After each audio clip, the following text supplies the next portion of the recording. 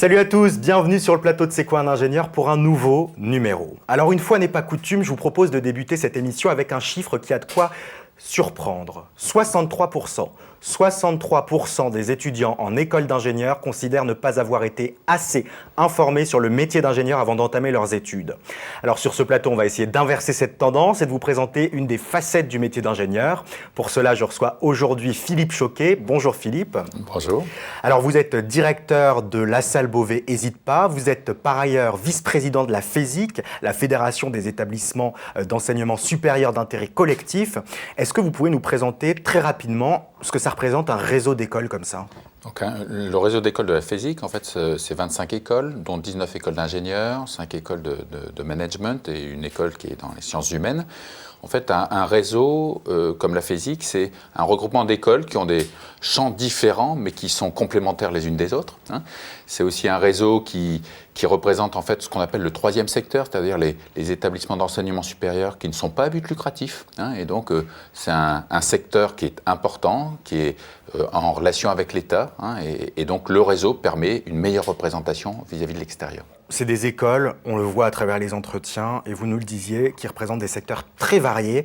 Finalement, quand on a du bâtiment, du travaux publics, de l'agronomie, de la chimie, c'est quoi ce qui va lier tout ça, toutes des écoles comme ça? Alors, ce qui lie ces écoles, en fait, quelque part, c'est leur histoire et leur mode de fonctionnement. C'est ce que je disais tout à l'heure. C'est des écoles qui ont une excellence académique au travers de l'enseignement, de l'accompagnement des élèves, de la recherche. Et cette excellence est reconnue par l'État. Nous sommes tout en contrat avec l'État, donc c'est une garantie de qualité. Ce qui nous relie aussi, c'est les valeurs, la relation que nous avons vis-à-vis des jeunes. C'est quelque chose d'essentiel. Notre objectif, dès lors que nous admettons un jeune, c'est qu'ils réussissent, et on a des taux de réussite qui sont remarquables par rapport à d'autres scores d'établissements de l'enseignement supérieur. Et ça, donc, c'est des valeurs communes, un projet commun pour les étudiants qui viennent chez nous. Finalement, comment on peut intégrer des écoles de la FESIC, par exemple La Salle aussi, c'est après le bac, après une prépa? Alors, dans les écoles d'ingénieurs donc de la FESIC, la plupart ont un système d'admission post-bac, avec un concours, avec quelquefois des entretiens. Le fameux APB. Le fameux, et au travers du fameux APB, il y a également des recrutements post-prépa, pour les écoles d'ingénieurs, mais également pour les écoles de management. Donc, on peut également intégrer une école d'ingénieurs après un IUT, après un BTS. Donc, il y a de plus en plus de systèmes de passerelles qui permettent à des jeunes qui n'ont pas osé pousser la porte d'une école d'ingénieur d'entrer après avoir fait un premier cursus dans une autre structure. Et alors, est-ce que le fait d'appartenir, par exemple, comme La Salle Beauvais Hésite pas, à un réseau d'écoles, ça permet de créer des liens, par exemple des projets communs, des formations communes? Oui, c'est clair.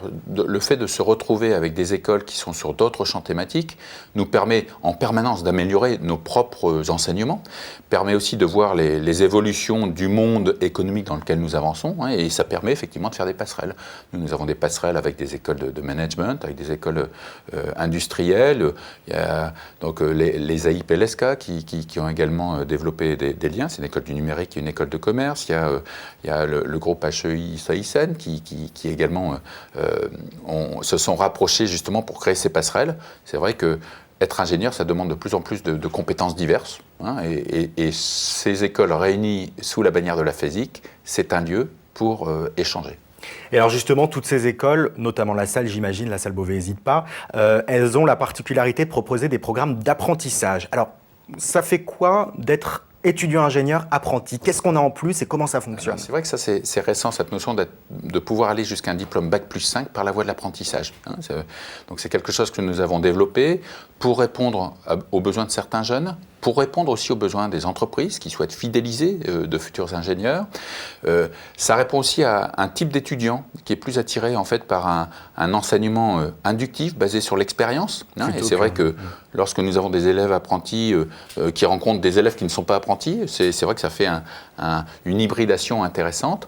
Et c'est aussi, et ça c'est très intéressant, un moyen de financer ses études. Et c'est pas négligeable dans le contexte actuel. Alors justement, vous, je le disais, vous êtes directeur de La Salle Beauvais Hésite ESIDPA, donc qui est une école d'ingé. Vous avez apporté comme objet pour représenter votre quotidien cette planète Terre. Pourquoi et à quoi ressemble votre quotidien de directeur d'école d'ingé? Alors, c'est vrai que je suis une école, donc la Salle Beauvais, c'est une école d'ingénieurs en sciences de la vie, de la terre et de l'environnement, hein, donc qui va de l'agronomie et qui passe par l'alimentation. On a également une filière en géologie et globalement, c'est autant de métiers qui contribuent à faire que notre planète soit davantage vivable. Hein. Alors, je ne vais pas dire sauver la planète, mais quelque part, ou nourrir la planète. Hein. Donc, c'est un idéal, c'est quelque chose qui a du sens. Hein. Et cette petite planisphère, il y a du vert, il y a de l'eau qui est également important, le bleu. Hein. Alors, le quotidien d'un directeur d'école, mais qui est aussi ingénieur, voilà, c'est un quotidien qui est hyper divers. Hein. Ça peut être des contacts politiques, ça peut être des projets de développement, c'est des ressources humaines, ça c'est omniprésent, c'est aussi la gestion d'une entreprise, c'est un coup de téléphone au Brésil pour valider un projet de développement, et puis ça se termine le soir avec une réunion étudiante pour discuter de leurs projets, de leurs animations, la future intégration des étudiants de première année l'année prochaine, voilà. C'est beaucoup une vie très riche. Une vie riche. Alors, vous le savez, on est dans l'émission C'est quoi un ingénieur? Donc finalement, on a envie d'avoir un peu le point de vue de nos interlocuteurs dessus. Vous qui avez un regard à la fois d'ingénieur diplômé, maintenant de directeur, vous recrutez des élèves, donc vous savez un peu le profil que vous cherchez. Très rapidement, c'est quoi pour vous un ingénieur? Alors, un ingénieur, chez moi, je dis toujours, c'est 3 lettres IES. C'est quelqu'un d'innovant, quelqu'un d'entreprenant, et quelqu'un qui sait donner du sens à ce qu'il fait au quotidien. Et un ingénieur, bon certes c'est quelqu'un qui est avant tout scientifique, mais c'est quelqu'un qui crée quelque chose, hein, qui contribue à apporter des solutions à des problèmes qui se posent dans la vie, dans la société. Hein, et je pense que c'est ça un ingénieur. Et c'est sur ces belles paroles qu'on va se quitter. Merci beaucoup Philippe Choquet d'avoir été avec nous. Merci à vous. Je rappelle que donc vous êtes directeur de la Salle Beauvais, ESIDPA, et merci à vous d'avoir suivi ce nouveau numéro de C'est quoi un ingénieur. Alors on a vu maintenant le point de vue d'un directeur d'école, c'est aussi très intéressant, mais pour bien connaître les professions et les métiers d'ingénieur, eh bien il y a beaucoup d'autres facettes. Alors je vous propose qu'on se retrouve très vite pour une nouvelle émission, et d'ici là vous pouvez voir, revoir et partager cette émission sur mcetv.fr, et je vous donne rendez-vous sur mon blog L'Ingénieur Ingénieur. Salut!